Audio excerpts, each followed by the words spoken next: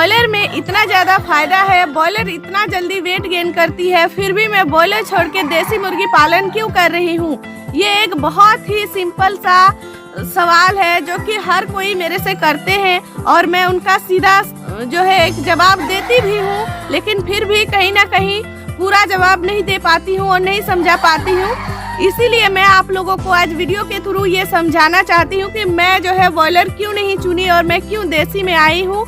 और इसके ऊपर मैंने पहले भी एक वीडियो बनाया हुआ है, लेकिन अगर आप लोगों ने उसको नहीं देखा है तो जाके देख लीजिए। उसमें मैंने सारी बातें शायद नहीं बताई, कुछ कुछ बातें रह गई है, तो इस वीडियो में मैं वो सारा कुछ क्लियर कर दूंगी। तो जैसा कि मैंने कहा कि मैंने जो है देसी क्यों चुना, तो इसके लिए आप लोग वीडियो को एकदम शुरू से लेके लास्ट तक पूरा देखिएगा ताकि आपको बहुत अच्छे से सब कुछ समझ में आ जाए। तो चलिए फिर आज की इस वीडियो को शुरू करते हैं। तो हेलो एवरीवन, कैसे हैं आप सभी। उम्मीद है कि आप सभी बहुत ही अच्छे होंगे और जहां भी होंगे अपने फैमिली फ्रेंड्स के साथ बहुत ही ज़्यादा खुश होंगे। मेरे जो मुर्गा मुर्गी हैं वो लोग भी आप लोगों से कुछ कह रहे हैं और यही कह रहे हैं कि देसी मुर्गी का पालन मैं क्यों करती हूँ।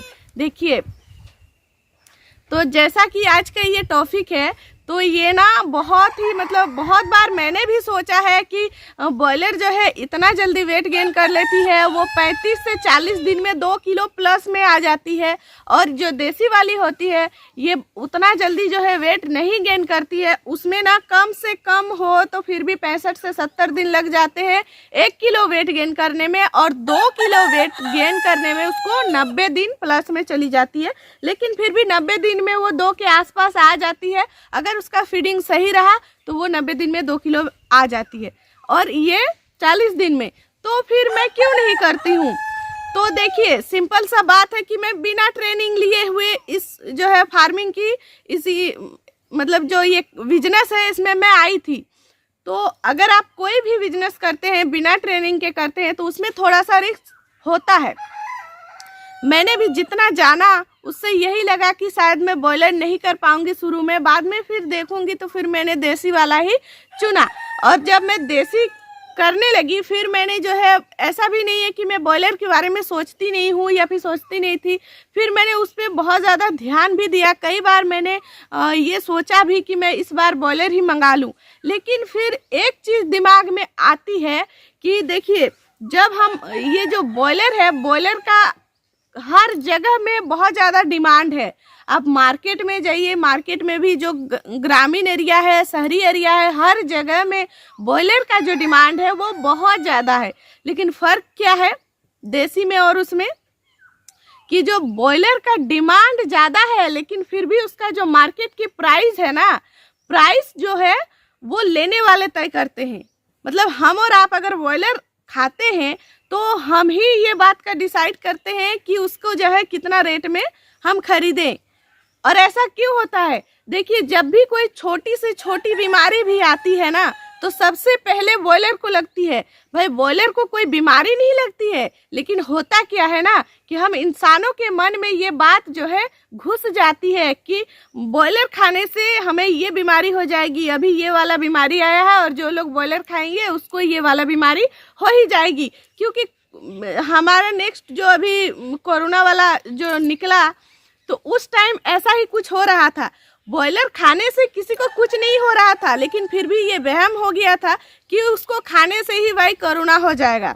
तो क्या ऐसा सही था? नहीं था, लेकिन फिर भी हमारे मन में ये बात घर कर जाती है, और इसीलिए ना उसका जो रेट होता है वो एकदम से लो हो जाता है, और बस उससे हमें जो भी मुनाफा होने का हम सोचते हैं फिर वो हमें होता ही नहीं है।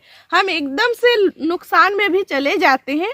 और जो देसी वाला है, इसको आप कैसे भी पालो, इसको आप फ्री रेंज में भी पाल सकते हो। अगर मान के चलिए, अगर कोई बीमारी का सीजन चल रहा है, अगर आपको नहीं बेचना है तो कोई बात नहीं, आप उसको फ्री में चरने दो। हमें ना तो उसको खाना देना होता है ना ही कुछ।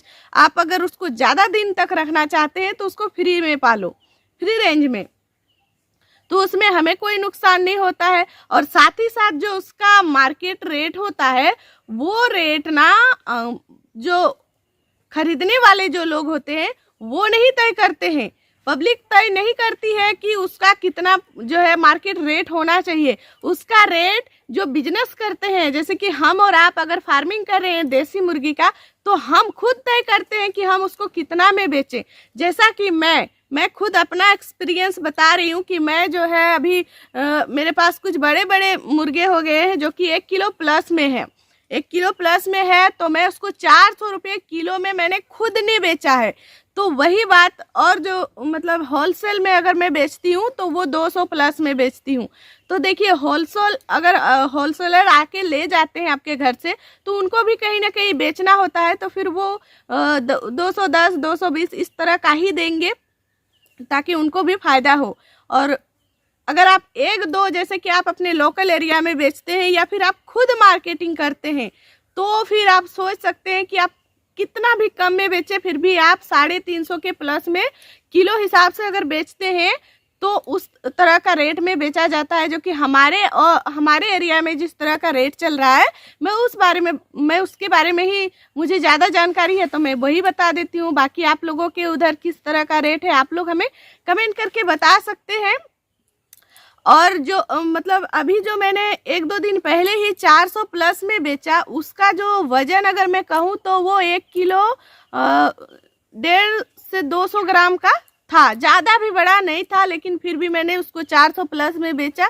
क्योंकि देखिए मुर्गे का जो डिमांड होता है ना, वो बहुत ज़्यादा होता है, और उसको कितना भी आप अपना जो प्राइस है वो आप कितना भी रखो, आपके ऊपर है। आप उसको कम, उसका प्राइस आप गिरा भी सकते हो, उठा भी सकते हो, लेकिन उसको गिराना नहीं होता है।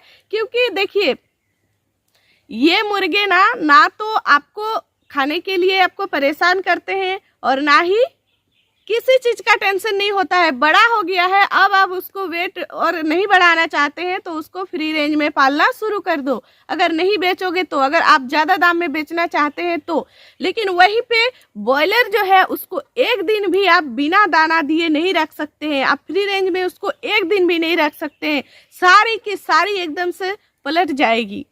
तो मैं इसीलिए जो है बॉयलर नहीं करती हूँ और देसी मुर्गी का पालन करती हूँ, क्योंकि मुझे देसी मुर्गी पालना ही सबसे सही लगा। और अभी तक मेरा जो एक्सपीरियंस रहा मतलब 6 महीने का, तो इसमें मैंने बहुत कुछ सीखा है और मुझे यही वाला सबसे अच्छा लगता है, क्योंकि इसको ना मैं पार्ट टाइम कर पाती हूँ। जैसे कि देखिए हमारा फुल टाइम तो हम फार्मिंग में नहीं दे सकते हैं ना, क्योंकि हम एक औरत हैं, हमारे साथ साथ हमारा एक परिवार है, बच्चे हैं, बहुत सारी जो है हमारे ऊपर जिम्मेदारियां हैं, जो उस सब को हमें साथ लेके चलना पड़ता है।